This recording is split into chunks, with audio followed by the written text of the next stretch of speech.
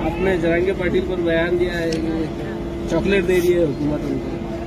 पहले तो 26 जनवरी का आज के इस प्रजासत्ताक दिन के मौके के ऊपर मैं देशवासियों को बहुत बहुत बधाई देता हूँ, बहुत बहुत मुबारकबाद पेश करता हूँ। दूसरा क्या है, जरांगे पाटिल के बारे में बोले तो देखिए, मराठा समाज को रिजर्वेशन मिलना चाहिए। एक छोटे से गांव का एक मामूली सा आदमी, उसकी जो लगन थी, उसकी जो मेहनत थी, इतने सालों से जो लगातार मेहनत कर रहा था, ये कहते हैं ना कि ऑनेस्टी, सिंसियरिटी, कमिटमेंट, मुझे ये काम करना है, मेरे समाज के लिए है तो इसके पीछे लगना है करके, उसका एक परफेक्ट उदाहरण अगर देखा जाए तो मेरे हिसाब से जरांगे पाटिल है।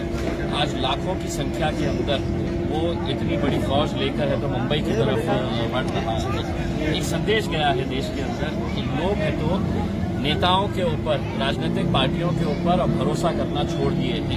एक था कि मेरे समाज को ये रिजर्वेशन मिलना चाहिए करके, वरना आज मैं पूरे दावे के साथ कह सकता हूं कि नरेंद्र मोदी समेत पूरे भारतीय जनता पार्टी के पूरे देश के नेता भी अगर आ गए तो इतनी बड़ी भीड़ वो अकेले इकट्ठा नहीं कर सकते हैं जितना एक छोटे से गांव का एक आम आदमी ने इकट्ठा किया है।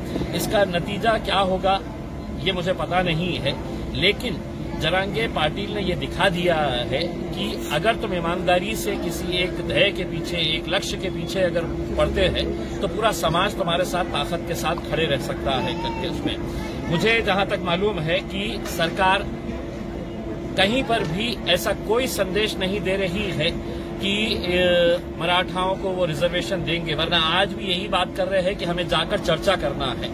क्या चर्चा करना है आपको? इतने साल उन्होंने दिए हैं, इतने साल के बावजूद भी अगर आप कोई फैसला नहीं ले रहे हैं, आपको देना है तो बोलिए दे रहे हैं, नहीं देना है तो बोलिए नहीं दे रहे हैं, लेकिन उन्हें मालूम है कि महीना 1.5 महीने के अंदर आचार संहिता लगने वाली है, तो फिर चर्चा करेंगे, फिर टाइम मांगेंगे और फिर ये कहेंगे कि देखिए अब तो आचार संहिता है, हम कोई फैसला नहीं ले सकते है करके। उसमें ये उसकी जो भी लड़ाई है हम उन्हें मुबारकबाद देते हैं कि उन्होंने पूरी ताकत के साथ खड़े रहे। हमें अफसोस इस बात का है कि अगर हमारे समाज के अंदर भी अगर लोग अपने राजनीतिक मतभेद, अपने आपस के इख्तिलाफात को भूलकर अगर हम भी एक साथ मिलकर आए तो हमारी कई सारी मांगों को हम पूरा कर सकते हैं।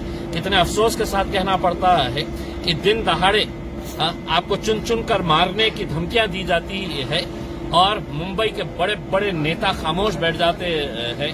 तो मेरा ये कहना है कि क्या सिर्फ इलेक्शन के हद तक है तो आप अपनी कौम के बारे में सोचेंगे, इलेक्शन के बाद आप उन्हें भूल जाएंगे, उन्हें मरने के लिए छोड़ देंगे? एक जरांगे पाटिल से बहुत कुछ सीखने की जरूरत है मेरे हिसाब से, दूसरे तमाम समाज के लिए और मुसलमानों को भी सोचने की जरूरत है। पालक मंत्री ने जो आज बयान दिया है जिले के तरक्याती कामों को लेकर, देखिए पालक मंत्री साहब ने अपनी सरकार की पीठ थपथपाई है कि हमने क्या क्या काम किए हैं करके, लेकिन पालक मंत्री साहब ने ये भी बताना चाहिए था कि इस जिले के अंदर 60,000 लोग जो अपने घर का इंतजार कर रहे थे कि प्रधानमंत्री आवास योजना का जो 2016 से फॉर्म भरकर एक सपना दिखाए थे मोदी जी ने कि 2022 मार्च तक इस देश के अंदर हर बेघर को घर मिलेगा करके, पक्की छत मिलेगी, घर में नल रहेगा, नल में जल रहेगा, ये उनके भाषण थे। न घर मिला, न नल मिला, न जल मिला। दूसरा ये है कि इसी मराठवाड़ा के अंदर, देश का एक छोटा सा हिस्सा है मराठवाड़ा, वहां पे महज 1 साल के अंदर 1100 किसानों ने आत्महत्या की है। ये एक सच्चाई है। 3,300 जिला परिषद के ऐसे स्कूल्स के क्लासरूम्स है, 3,300, जहां आज भी बच्चे टीन की शेड के नीचे है तो तालीम हासिल कर रहे हैं।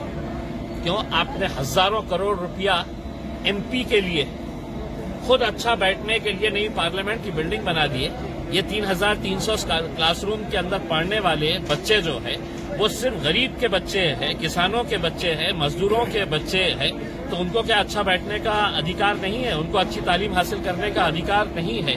तो ये मुद्दों के बारे में भी अगर वो बात करते तो मेरे हिसाब से ज्यादा बेहतर होता। और ये भी बेहतर होता कि आप आके है तो पिछले 2 साल पहले यहाँ पे आके खूब नाटक और नौटंकी करके गए थे। आपके बड़े बड़े मंत्रियों ने है तो हंडा लेकर डांस करे थे यहाँ पर। अभी भी पानी नहीं मिला है डेली का उसके अंदर, तो उसके बारे में भी अगर चर्चा कर लेते तो ज्यादा बेहतर रहता।